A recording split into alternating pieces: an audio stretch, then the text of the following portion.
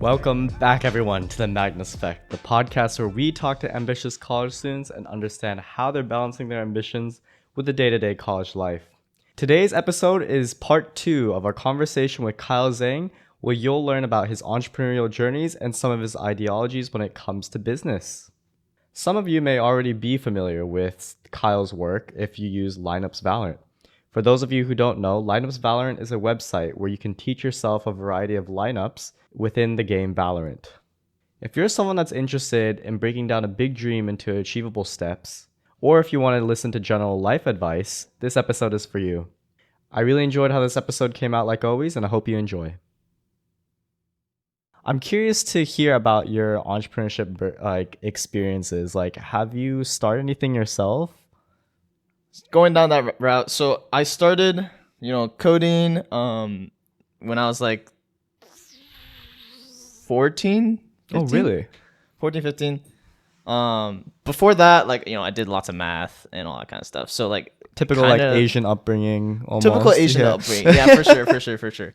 I still remember second grade, those multiplication tables go crazy. But I wasn't doing calculus in 5th grade or anything. But anyways. How could you? Oh, your parents must be really disappointed in you. They're so disappointed. Anyways, so so started coding then, and that's when I realized I wanted to build something in the software to help people. Was that easy? Because when I program, when I'm trying to debug something, I'm spending 2 hours trying to find a bug. I want to rip my head apart. How do you just go from I love computer programming to let's try to build something?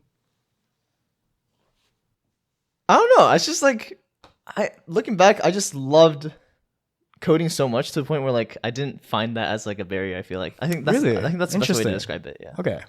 Yeah. So going back to this, I guess that business branch. So started coding, all that kind of stuff, and COVID hits right when we're 16, 15 ish. Probably. Right? I don't. Anyways, I can't believe it was that long ago, to be honest. No, I think I was actually talking about it with someone earlier, but it's it's hard to believe. I think it's about 4 years away now. Yeah. What you're going on to 5. It's actually crazy. Oh yeah, to put into perspective, so I'm 20 now. I'm sure you're similar age. Right, yeah. Yeah. So 4 years ago is around 15 to 16, I guess, for me. So anyways, 15 to 16, 4 years ago, COVID hits. And that's when my first opportunity to make something would kind of arise. Actually, no. It's 3 years ago. This was 3 years ago because now this is 2021 actually. So, basically, when COVID vaccines were coming out, people were booking appointments to get vaccines, and it would fill up, and there would be lots of different sites to do that. And so the whole point of business, right, is you find a problem, and if you can solve it, there you go. There's your business opportunity, right? So the business is truly that simple, by the way. So yeah, I basically did that. Solved the problem by basically just writing a super simple website code to take someone's email, and then whenever a spot on a site opens up for vaccination, I just ping their email. Really? So super simple. I'm sure that anyone who's taken lots of CS courses can scrap up something like that, right? But that's kind of when I first got into that, right?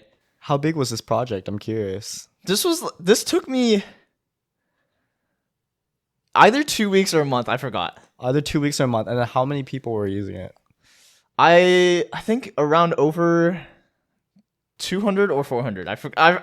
200 or 400 people. Wow. Yeah. Okay, that's really good for the first venture. That's true. Well, I mean, I wouldn't even call it a first venture. I'm not doing it for money or anything, right? Just first of all, I don't do anything for money, right? Oh, really? Yeah, because if it's a good idea, the money will come, but you just gotta do what you want, right, in life. So sorry, continue. So after you finished up this project, what did that kind of lead towards? Oh yeah, so I finished that up. Then that led to me actually teaching CS. Teaching people. CS. Oh, okay. Yeah. Oh, and then that was okay. That's a 200 number. Yeah, that's that. Okay, so it was 400 for Portland. COVID, and then the 200 number comes from teaching 200 kids CS over COVID. What? No way. So like, are you using Zoom? Are you just like, do you Yeah, have your Zoom. own classroom? Yeah, Zoom. How did you get 200 kids to sign up for this CS program? Were you Okay. charging money? What? Were you charging money? There was. I mean, yeah, it was like a little bit of money, but of course, like the incentive is just educate the next generation of people. But essentially, in Portland, I think I was a little lucky being in Portland because like the Portland network is very, very, very connected. Really? And I guess that kind of leads me more into business as well because networking and all that kind of stuff. Right. So whether it was because of like the way I like lived my life and thought like my network was very connected, or it just happened to be like that. The the reality of it was the Portland network was very connected, and it allowed me to just blast out this information and get people to sign up. So really, yeah. You make it sound like it was super easy for you. Like, is getting a network that easy? Like, how do you kind of approach becoming friends with people? That's a hefty question. Wait. Dig deeper on that one. Like, be more specific. Dig deeper on that one. Okay. What specifically about like networking? How have you found networking to benefit you? I zoomed out a bit there, but yeah, all good. Yeah, okay. So, I mean, networking is like, I absolutely love like building relationships with people, and just like a big thing, is relationships come and go, in life, and they kind of just stay for as long as like your life needs it, kind of. Okay. Right. It's like there's a time and place for that person, and if they walk out, it is what it is, type of thing. Yeah, like, and it's just how it is, and like it's kind of peaceful actually knowing that, because it's just like the relationships that you have right now are like the ones for you right now, and of course like let go of the bad ones, of course, but like taking that into note, essentially all of networking is realizing, hey, like, you're a person that is for me right now. So right. Like time and person match, right? Right. People say like right person, wrong time, or like right person, like right time, right? Person and time, right? So that's essentially like all of relationships, right? And networking is just building relationships. So essentially all you're doing is kind of like linking together, hey, you're this kind of person, and it's this time of day, this time of my life, whatever, and you'd be a great fit for me to befriend you, whatever the relationship is for, right? And that's essentially kind of how I view networking. Do you have a specific like story that you enjoy the most, or like a connection that's helped you a lot in your life? Almost like a mentor, I guess I could say, or just a really good friend. That would honestly, like, I'm not even gonna lie, like that would honestly just bring me back to you. Really? Yeah. Why is that? So our relationship, okay, so to preface this to everyone, we met at a conference. To be honest, I don't even like, it's a very generic conference, very generic tech conference in Berkeley. I don't know. We drove out a little bit, but it's a pretty well known one. Yeah. Yeah, but you could tell that story. Yeah. So I mean, okay, I don't want to dig too deep on that one, but basically,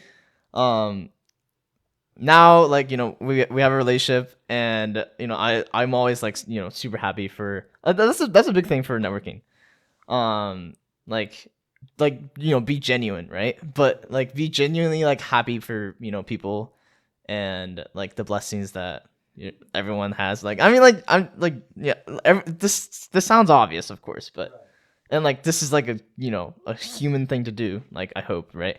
So, but yeah, just to iterate that. But yeah, essentially, like, building, like, we built our relationship.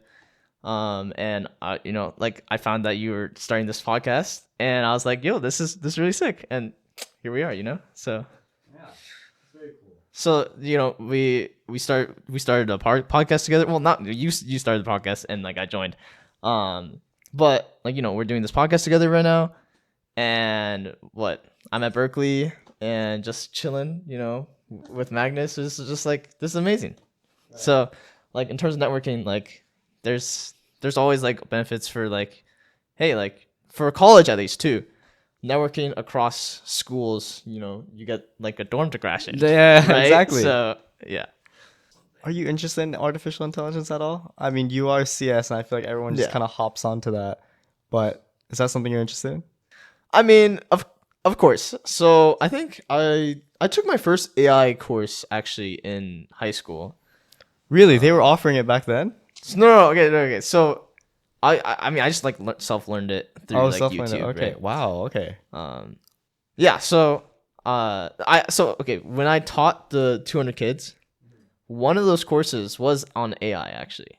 So by that point, I did know enough AI to the point where I could like teach it. To an extent, I feel like to an extent. I'm definitely like, I definitely not like some OpenAI machine learning researcher, of course. But like, yeah, definitely I was interested in AI ever since that young age, and now that it's trending, of course I definitely put more, like, I guess, brain power to, like, AI can really help us do this, to do that. So yeah. Have you been like applying it? Have you been researching it more? Are you putting it in? Are you integrating it into a project right now? Right now I'm not putting any more conscious effort into AI than I normally would have. Really? Yeah. Like, Why is that? because right now I'm still focusing on game development. Game development. Which is why I'm here in SF right now. GDC is going on right now. Really? What is GDC? Game Developers Conference. Game Developers Conference. And then how was that experience like? I mean, I absolutely love Game Devs Conference. You meet basically any kind of person in the gaming industry, whether it be artist, animator, developer, or a person like me who is aspiring to build their own video game. You're aspiring to build your own video game? Yeah.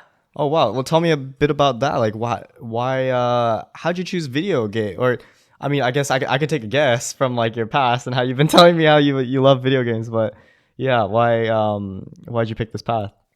I feel like it's every kid's dream, to build a game that definitely was mine until I figured out how much work it takes to program. It is a lot of work. It is a lot of work. Yeah, it is a lot of work. But that honestly goes to the business aspect of video games. I feel like a big, I mean, it's a huge aspect to video games, the business aspect of it, because for the entrepreneurial side, you're basically, like, for most products that aren't in games, right? It's not as complex because, maybe like take Stripe or something. It's just finance, technology. Mm-hmm. Of course, it's complex. Like, I'm not saying I could build Stripe, today, but games, it's a whole new level to the R&D side of things. There's engineering, there's art, there's animation, there's sound, there's design. There's environments, the map. Basically, a lot of things. Yeah. Yeah, you're essentially like creating a virtual world, right? And making sure that world functionally makes sense. So, of course, game development is a huge, like, R&D task even. And of course, that's why the barrier to entry for gaming, the gaming industry, is just so high. But makes sense. Are you working on a game? Like, what is the game you're working on right now? I mean, I can give an overview of it. I've basically, like, over at GDC, I've basically like said this like 60 times already. But essentially building a first-person shooter that combines esports and education. because I, from my Esports background. and education. Huh. Yeah. How do you combine those two? Well, I've been stirring up the idea for a while, but basically, like, I've had 4,000 hours in Rocket League. So there's that. You got to learn something from that. I know. I know, right? Something must have come out of it. And of course, I love teaching the CS to kids. So maybe you can guess, kind of like, hey, like, I'm trying to find a cool. So it's a first-person shooter. That aims to kind of like teach the aspects of, not teach, it's to emulate the aspects of war, actually. To emulate the aspects of war. Yeah. Wow. Wait, this sounds like super cool. How are you doing that? I don't know, to be honest. Yeah. Okay. Is this the first game you've ever developed? Yeah, this is going to be the first, like, I guess, real game that I developed. What you say real? Was there something else? I mean, I've made like some asteroid like arcade game for 2D, for like a game development class. Really? But yeah, you seem to have a lot of fun projects going on. Like, do you have Yeah. like, what are some of your favorites? What have you done? And like, yeah, we'll just start there. so okay. Oh, I guess this circles back to building the business branch again. Huh. So, after teaching the kids, I made a website for Valorant. Oh, really? Yeah. So it's called LinupsValorant. If you play Valorant, you might have heard of it. But essentially, we basically not teach, but like we provide lineups. Well, kind of teach. We provide lineups to Valorant players, very efficiently, and they can even share it. For people who've never played Valorant before, like, what's a lineup? So, yeah. So, whoever's listening, you're either, if you play Valorant, you're like, oh my god, I can't believe she's explaining it. Or if you haven't played Valorant, you're gonna be like, okay, like I might not understand this. I might. Anyways, so let's see if you understand it. So, you stand at like a corner of a place in the map, and then you want to shoot an ability like maybe over a big wall, like Wumpus right here, right? So you want to shoot an ability over Wumpus, right? But you want it to like exactly nail like maybe the other corner of the map or something. So to do that, you need to stand at the split place, aim at some particular star in the sky, and then it will, because Valorant, when you fire an object, it will always land in the same place if you aim in the same place. So as long as you memorize where to stand and where to aim, you can always fire it into the right place. Very nice. And essentially what we do is we teach you where to stand and where to aim. You seem to be doing a lot of teaching. Do you get like fulfillment out of teaching? Like, what do you love so much about teaching? It's like sharing knowledge is very fulfilling to me. Because I think that's the one thing you can really do in life that affects kind of like that truly affects people. Mm-hmm. Like sharing knowledge is how you truly like, pass information along towards, the next generations. Like, we didn't invent math. Some Greek god did or something, whatever, like, that knowledge was passed on. And we build upon it. And then, that's how we advance in technology and research and all that kind of stuff. Right. So sharing knowledge is very fulfilling to me in that aspect because I'm doing the one thing that I feel like, first of all, I love doing it. Mm-hmm. And second of all, it's like you're contributing to society in a way.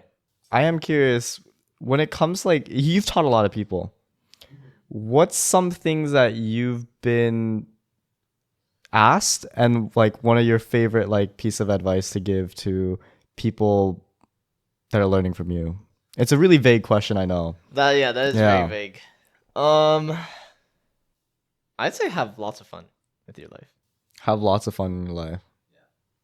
Do you see that within your students? Do you see the drive in them, or is it more of something that their parents just signed up for and they decided Well, to by take it nature, on? I only see the side of them that is very driven because, I'm teaching them. Like, why, if they weren't driven, I wouldn't teach them. I wouldn't be teaching them. So, by nature, I only see one aspect of them. But I assume, they all live their great lives and have lots of fun. But if I were to give a reminder to anyone that, is listening, like anyone that's listening to this, just have more fun. Have more fun. Yeah. Okay, I like that. I don't know if you touched on this, but I was thinking back to like Valorant lineups. Yeah. Like, what was the development like for that? Like where did it like or I know you said you enjoyed Valorant. I'm just like, what I'm trying to ask is, what was the vision at the very beginning, and what kind of like habits were you like exercising every day to the point where you were able to build it up into something big? Because I feel like that's something Yeah. that I struggle with. There's large projects I want to eventually reach, but finding the path up there is extremely hard for me. I just want to know like how you kind of figured that out. I definitely hyper focused. Hyper focus. Hyper focused. That's for sure. So in high school, to put it into perspective, so like the website took around 9 months to make. From 9 months. Was Yeah. this a solo effort on you? On your end? It's with my friend who's in the UK, which is lots of struggles with time zones. And Oh my gosh. anyways, so lots of struggles there. But hyper focus, basically I'd wake up, basically, do some first touches on like designs, wrap up stuff, like contacts, all that kind of stuff. I could just give you like what a day in my senior year of high school looked like. Mm-hmm. Because this was basically, I have an interesting story about this too. Yeah. Okay, so just to show how hyper focused I was. Anyway, so okay. So if I forget it, just I'll remind you. Just remind and just say prom. Prom. Okay. Okay. So let's get back to it. So a day in the life of me in high school was a senior year of high school. So I'm back from the COVID pandemic, and we're finally in person. I get to enjoy life with friends. So I wake up, just like get ready and stuff, and then I do some first, like I work on like the website and stuff for like half an hour. Then take the bus to school. Then don't worry, I did not code in the bus. One of those kids. No, I was not one of those kids. I was not one of those kids. Okay, but I'm not gonna get bullied today. yeah, that's crazy. I don't know why I never got bullied, to be honest. Like, I think maybe I was just that tall Asian dude that was good at tennis, I think. So people just didn't want to I mean, bully if me. you have a good forehand, I don't think people really want to mess with you. I'm Yeah. gonna slap you back. But yeah. So okay. So then I got to school. Then sometimes I would work on stuff, but usually I'd just hang out with my friends and play Clash Royale. Mhm. Clash Royale was huge. I remember that time. Yeah, for sure.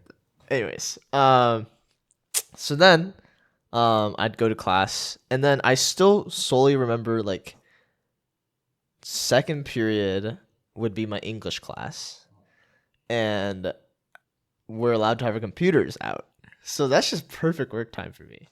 So I just work on it, during English class. But what do you mean by work on it? Like you were working on the website still? Yeah, like coding it. You're coding the website, and are these just like little, like frame picture by picture? Like this is where you aim, this is where you throw. Like what does the website look like at this point? Yes. So I guess, I mean, for the people who are wondering, it's called LinupsValorant.com. So you can look it up right now if you want to. But basically, like the website is really known for its like amazing like front end, just like very pretty and like intuitive to like navigate. And then the back end was a doozy to. So, yeah, the back end was just Absolute doozy. Like I feel so for web developers out there, front end is like more kind of like creative, right? And then back end is You get like just the pretty pictures, what the user sees. I yeah, what the assume? user sees, yeah. Uh-huh. And yes, front end is hard. Not only like the coding and technical aspect, but literally just like thinking about what to put on to the canvas, right?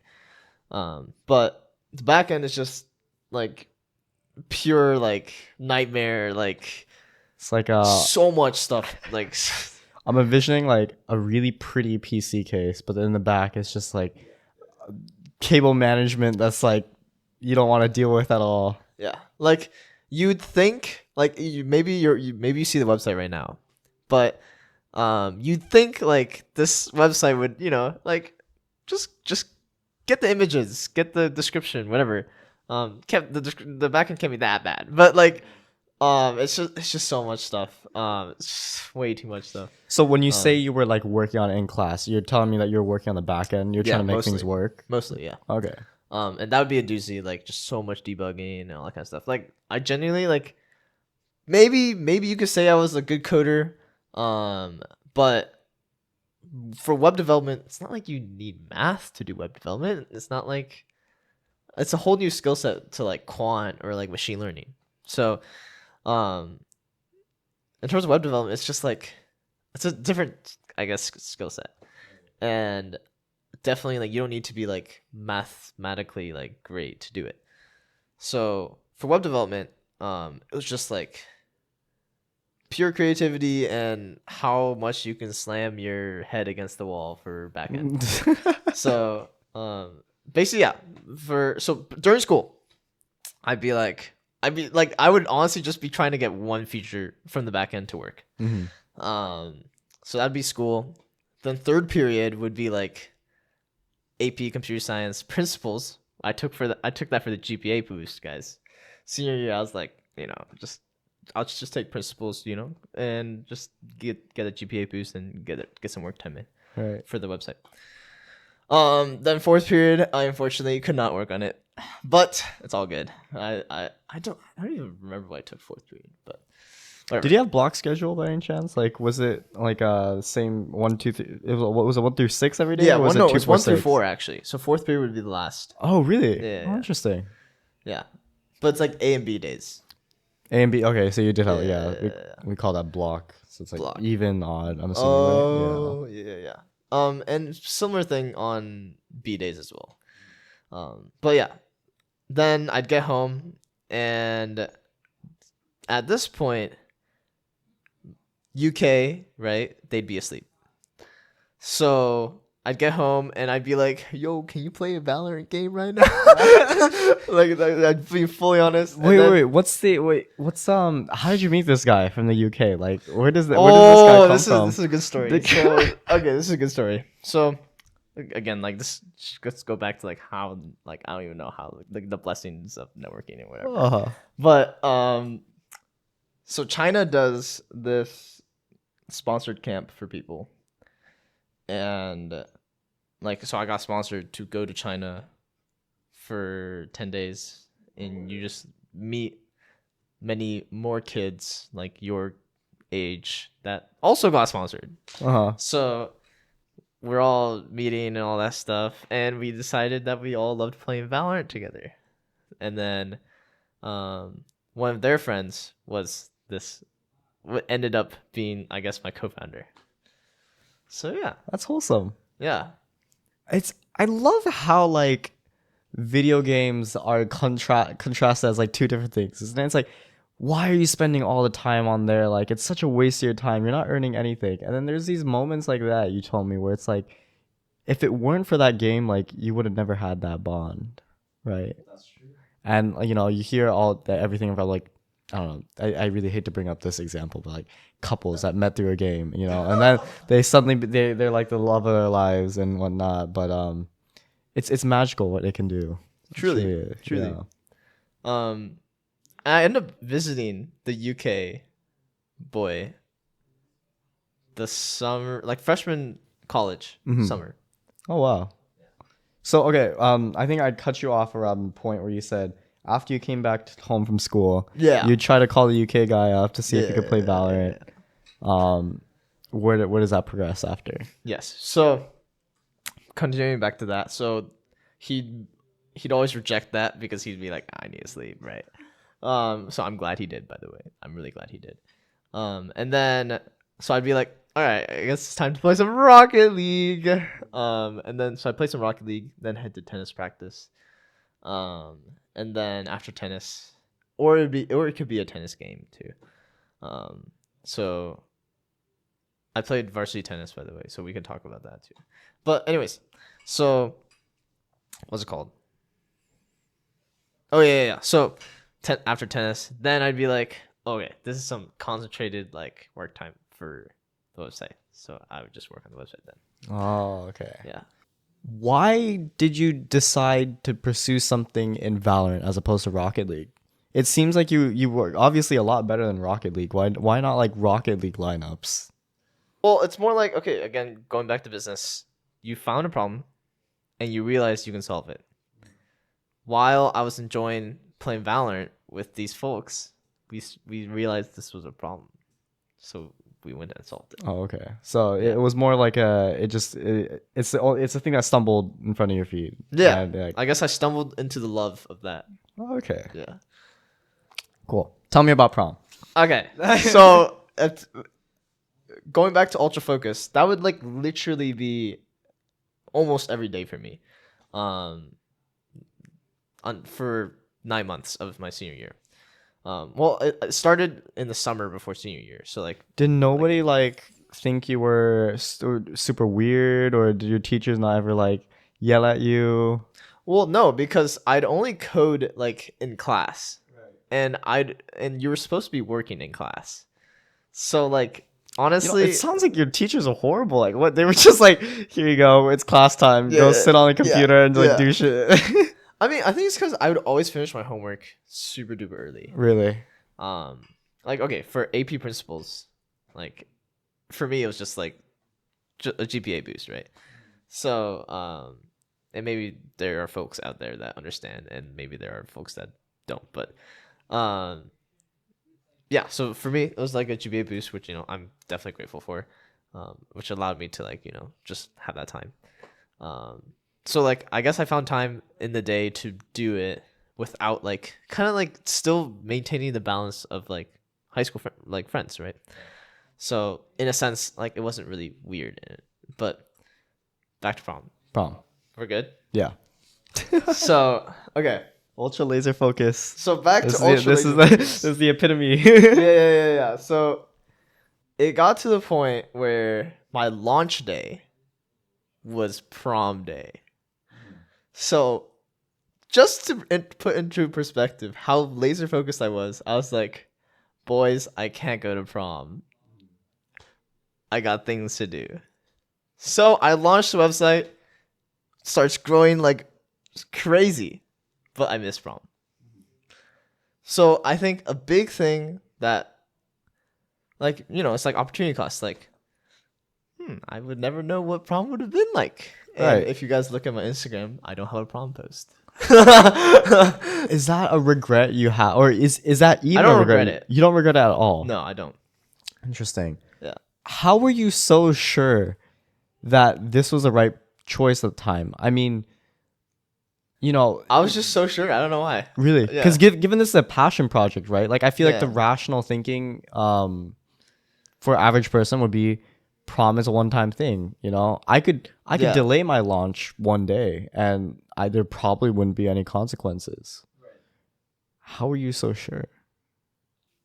I mean, I guess I can't even explain it, but like when you just know, like you put in all that work, you just want to see it launch. Like me seeing it launch at that moment just outweighed.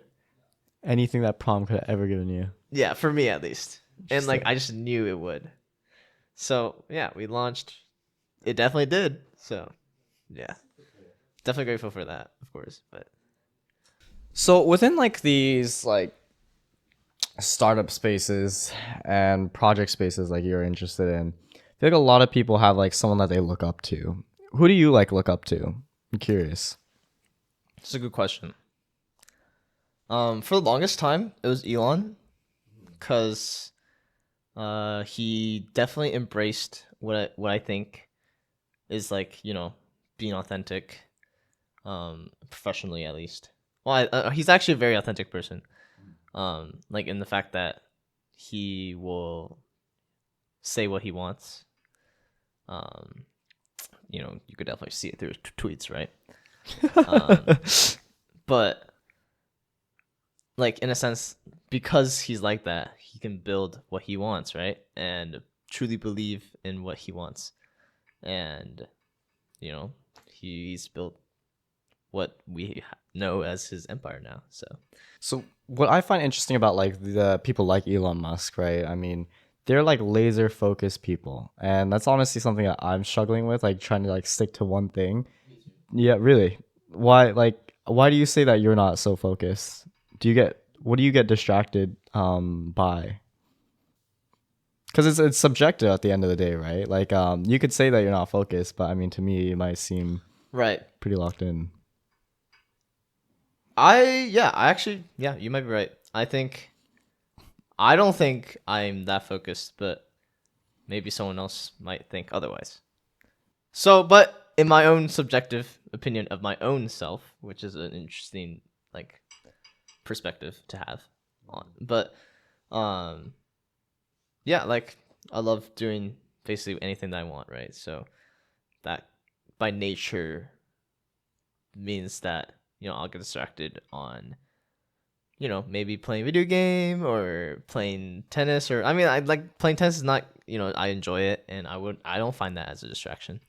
But like, in my own perception of my own self, like maybe if I didn't play that video game, I'd be more focused. Maybe if I didn't play that tennis game with someone, I'd be more focused. But at the same time, there is a balance, right? Because like you need to strike the balance of like, yeah, you need to be ultra focused, right? But at the same time, I feel like that ultra focused like narrative isn't like, if you're actually ultra focused, I don't know what your life would be like. Like Ultra focused. and and that's not the life that I would want. Like to be just Right. ultra focused. And I tried that with Rocket League. Were you the guy that was like the top rank and like just absolutely demolishing I everyone? was pretty high ranked, very very high ranked. If you guys, for the audience that knows, I've played in the 2000 level of MMR. I have no idea what that means. Me But for personally. Rocket League, yeah, essentially, it's I think 2000 is like level top. Put this in Valorant terms for me. Like what league is that? That's a good question. I don't know. That's like Immortal 3 at least, I think. Okay. Yeah. That's pretty high. Yeah. For sure. Yeah. I like that little nugget you gave. Kind of going into that, how would you describe like your stress tolerance? Stress tolerance. You think that's pretty high, or do you think that a lot of the things you do don't really stress you out, or do you see stress as a different thing? I definitely see stress as a different thing. Really? I definitely have a very unique perspective on stress. Tell me about that. Because I do too.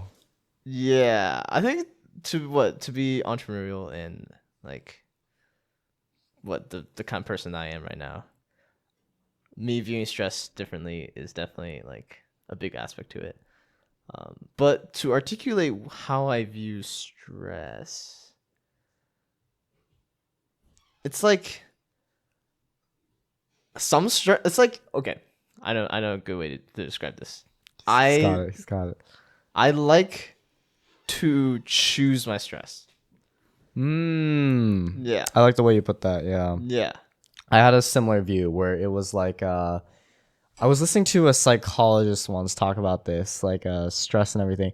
I think inherently it's good to think that stress is good for you. Yeah. Right? But like it's called eustress. Eustress, really? Like EU stress. Oh, I like that. Yeah.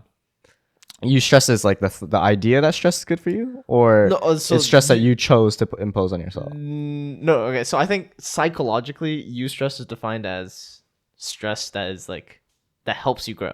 That helps you grow. Okay. And Yeah. distress is stress that hurts you. Going back to what I was saying about like what the psychologist was saying, I found it interesting to see that people without stress actually it harmed them more than people who had stress. And there was also a difference between people that viewed stress as bad for them and people who viewed stress to be good for them. So I guess I have no idea where I was going with this point actually. But, it's I guess I'm just trying to say like don't be scared of stress, like definitely whenever you're learning something new, it could be stressful, and I'm sure you can relate to that with all the different projects you do. But Yeah. but at the end of the day, you're working towards something that you want to be in the future. So That you love. yeah, Yeah. that you love. So it's good to feel that discomfort so that later on you can feel even more discomfort towards more complicated things that will be even more rewarding. That's right. Yeah. Then that also goes to like choosing your stress, because like you're essentially choosing what kind of life you want. Mm-hmm. So pick your stress right. Pick your stress right. What would you say the most stressful point in your life was? I made a lot of mistakes in life. One of them being a technical mistake for my database for LinupsValorant. Essentially, I'll forever remember this lesson, and I hope you guys remember this lesson for the technical ones out there. But I didn't back up my database. No. Yeah, I know. So when I basically get pulled, I can't believe I said that, but but when I basically updated my code, it overwrite just everything. No. So I ended up losing 5 days of data. Oh, you're kidding. And keep it to put it into perspective. This was when we were growing super fast. So essentially 5 days of data.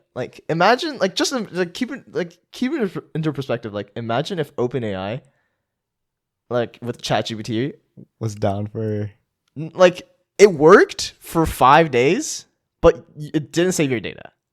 So your chats wouldn't be there. Every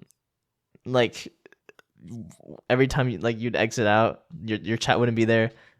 If you try to sign into your account, you can't even sign into your account because it is related to backend database stuff, right?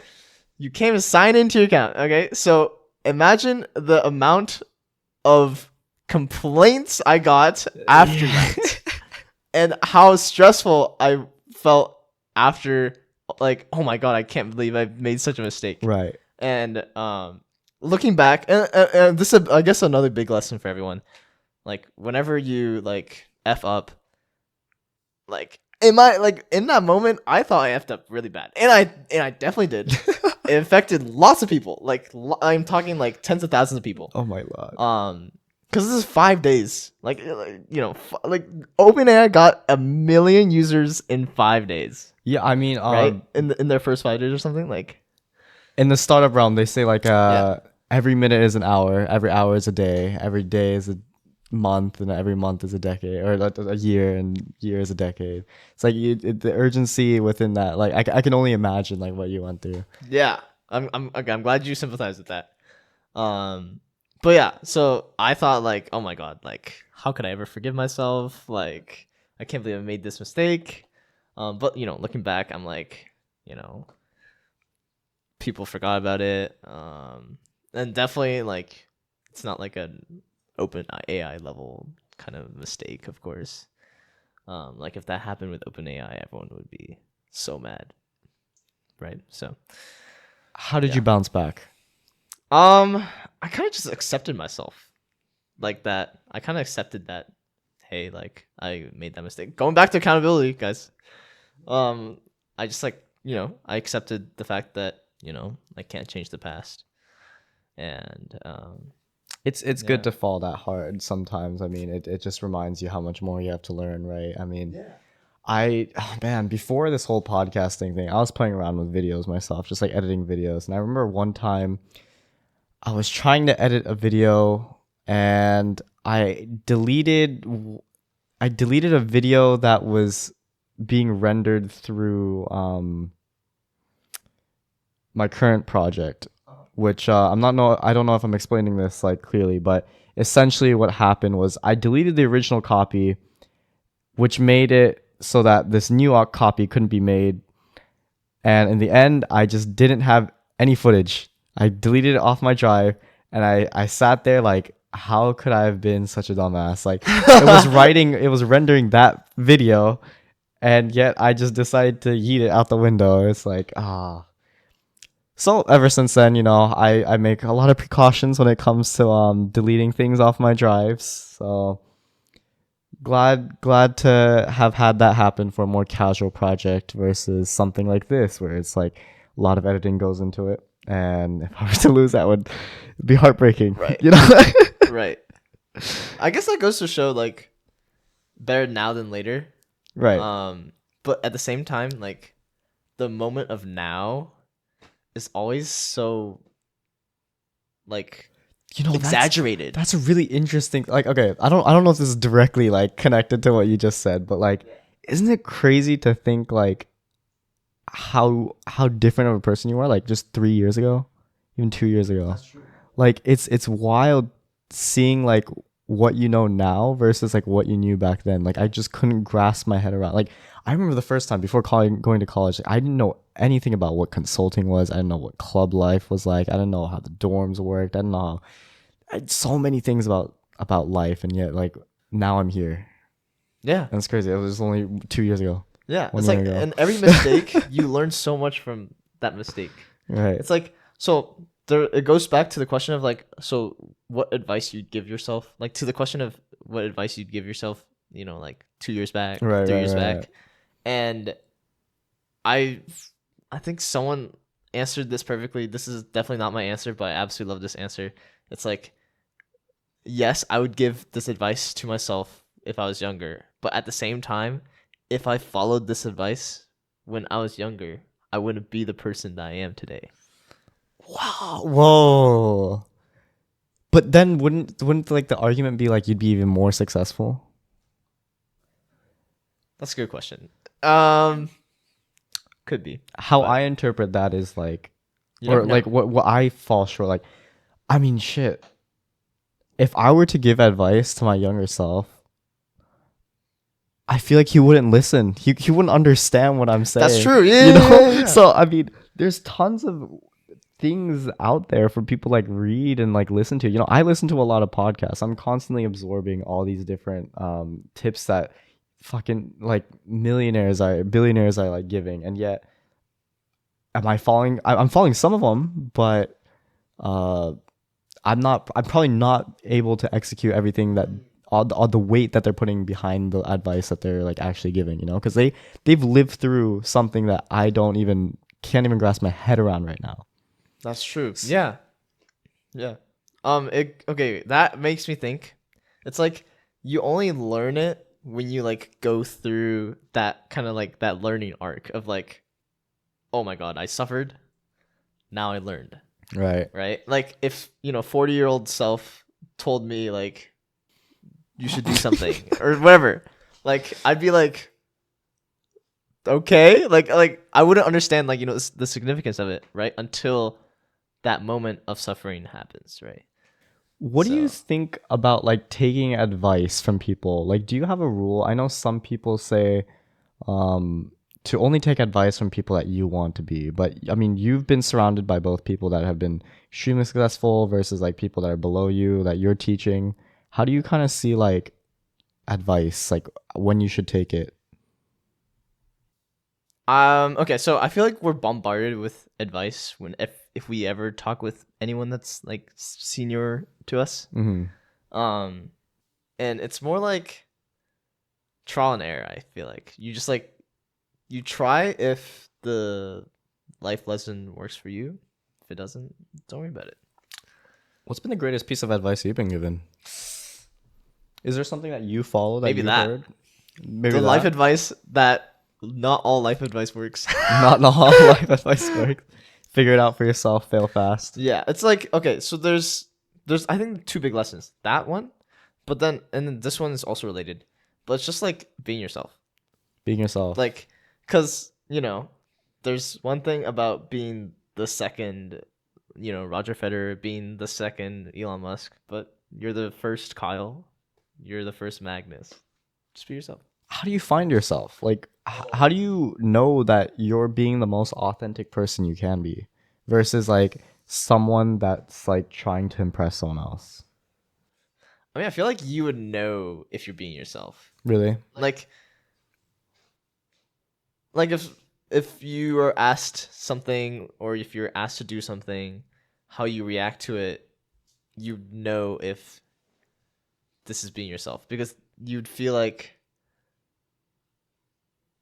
I don't know, actually. You just be yourself. Just be yourself. Like you just don't think about it. I think that's a big thing. Like, if you think about it, you can still be yourself if you think about it, right? Because like, not like, to do your homework, you have to think about it. So it's like the moments where like you don't think about it, definitely that's being yourself. But it's more like thinking in your own way and knowing that this is the best way to react about it for you. Yeah. I don't know if that made any sense. But No, that makes sense. yeah. Do you think that's the same when it comes to love? Because love is also that arbitrary concept, right? That a lot of people just say, like, you'll know what it is. I don't think so, actually. You don't think so? Yeah. Interesting. Why is that? There is an aspect to like, so okay, your gut feeling is very strong. Like, if your gut says, like, this is the one, there is a reason why. I feel like there's got to be a reason why. So there's that. So follow your gut is a big thing for like love, right? And like, if your gut says like, hey, there's something wrong, like, there's probably something wrong. So in terms of like, and I feel like love is, feeling, right? There's emotion to it, and gut is kind of like emotion, kind of, Right. sort of. But the thing is, to find love, there is an aspect of putting work into it. Right. Because I don't think, maybe there are people out there that this doesn't apply to, by the way. Like, I'm sure this doesn't apply to everyone. But like, stumbling into the right person, people say they stumble into the right person, and like, oh, love just happened to them because they subconsciously did the work. Like, they didn't realize they did the work, which is good, because that means you really truly did find the right one, because you subconsciously like love them, right? Because that's like, yeah, that's the whole point of love. But I'm sure, like, the right one is there, and maybe you might have missed it because you didn't put the work in. Like, there are definitely like situations like that. Grass is always greenest on the side you water it the most, right? Yeah. That's what they say. Interesting. You said you had a story in varsity tennis. Like, tell me a little bit about that. Like, what first of all, like, how long have you been playing tennis for? I played tennis ever since I was 10, I think. 10. Oh, wow. Do you like were you in the mindset of learning tennis since that young age? Because when I first began playing tennis, I mean, for the longest I can remember, I just showed up to practice, smacked the ball. I wasn't really using my head, which is probably why I wasn't so good. But yeah, how'd you approach that? Like, learning tennis. Yeah. Learning how to get good at tennis. I mean, there's so many things I feel like they don't tell you about. There's only there's just like one big factor. It's a really good coach. Really Just good coach. Really good coach. Yeah. Yeah, mine was definitely more specialized in teaching younger kids. You know? So when I got to around middle school, it didn't feel right. Yeah. I think yeah, reflecting back on that, success in sports at a young age has to definitely do a lot with Yeah, the coach. Yeah. I can definitely see that. And I feel like, do you think that applies to like even professional life, like having a mentor, having a coach I wouldn't early say on in your for career? professional life, no. Really? Why? No. Because I mean, then you're just living someone else's life. That's a good point. Yeah. But would you argue that the coach is also, you're just living the coach's life also? In a sense, I guess, but you're learning how the coach does it. And then later on, when you get better, you discover your own style. Okay. So maybe mentorship works like that too. Like in professional like experiences, like sure you'll listen to some like they'll give you some basic advice to get you started, get you over that like first initial hill.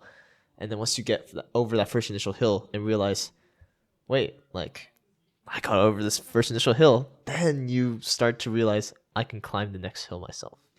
I think that's a big thing that mentors do. Did you have like a defeat that really motivated you to push hard to get really good at tennis? No, I wasn't ever motivated by defeat. Really? No. Because I took. No. You just no. I'm joking. But, I mean, yeah, I wasn't really motivated by defeat. If I ever lost, I'd think to myself like, yeah, they were better, and you know, maybe I tried my best. Maybe I didn't. If I didn't, then you know, curse me. And So you were Yeah. pretty good at like not getting in your own head when you're on the I field. think so. Yeah, tennis is a big mental game. Oh yeah, for Yeah. sure. I mean, I think that's a big thing that, of course, if I didn't play tennis, I wouldn't be the person I am today. Of course, so yeah. interesting that a lot of things like confidence is like it encompasses a lot of different like things, you know? Like I can definitely tell you like tennis, oh man, that was weird. I got so scared when I played like tournaments. Okay. I was hitting that serve like a little sissy, bro. Like I would be tapping what you mean. tapping that ball instead of like during my practices when I'm literally jumping and slamming the living crap out of that thing. You know, like confidence is such a huge thing when it comes to sports, when it comes to startups, when it comes to like anything you want to do. It's actually kind of crazy. Okay. Well, I think I think we covered a lot of things. So, Yeah. should we go into our closing section? Sure, guys. All right. So, we have a closing tradition on this podcast Okay, where the okay. last guest asks the next guest a question without knowing who it is. Okay. And the question that was left for you was, if you could see a number above someone's head, but in a category that you choose, what would that category be? So for example, right, it would be if you want to know like how many apples someone's eaten in their lifetime, you can see like how many numbers or how many they did. It's like, could have. This is like a silly answer, I guess, but like probability that I would remember them in a year. Interesting. Yeah. How would that work? I feel like it's a paradox. That's what I'm saying. Yeah, right? Because like It's like knowing the future, but then now that you know the future, like are you then gonna how would change the that affect? outcome? Right. Yeah. So it's like, That was interesting. so I don't think that would be a legit answer. Where I'm going with this, or I'm thinking in my head, is like something that displays an understanding of like their psychographics. So like, I don't know, how many times have you cried within the month or something like that? And then I get to see like how composed are they, or like how actually that's a terrible example. I mean, I don't think that correlates to how composed you are to a sense, but how emotional are they, or like yeah, that's kind of where I'm thinking right now. Some number that like that displays their personality. I would say, I know. How many people they helped in the last month? Ooh, That's okay. definitely an answer that's authentic to me too. Yeah, Because very on brand with what you've been talking about today. yeah, I like that. yeah. So, continue with the tradition. What's a question you want to ask the next guest? Oh god, dude, it's hard to top that question. What the heck? It was a good question. That's a super good Yeah. question. Whoever was before me, oh my god, thank you. Like, so first part is who's your favorite superhero, and then the second part would be who is the hero that you resonate with the most because you went through a hero's journey that was similar to theirs. I think And- a lot of cool stories could come out of that for right, sure. yeah. And I guess would those two heroes be the same? Ooh, okay. Yeah. Well, I'll make sure to pass that along. Amazing. Yeah. Well, thank you so much, Kyle. I really enjoyed this talk, and I'm sure a lot of people have gotten insights into how UPenn is like, and some ideas on how to start their own ventures. Before I close up, where can people find you? Okay. So I mean, I've LinkedIn, Instagram. That's basically it where you can find me. But yeah, so feel free to reach out. What's like your username? So for Instagram it's Kyle.Zhang, but instead of the A, it's an X. Mm-hmm. And for LinkedIn, I mean, it's my link is John Kyle. John Kyle. Yeah. Okay. Well, it's been a great night talking to you, Kyle. Thank you so much for hopping on. Amazing. Thanks for having me.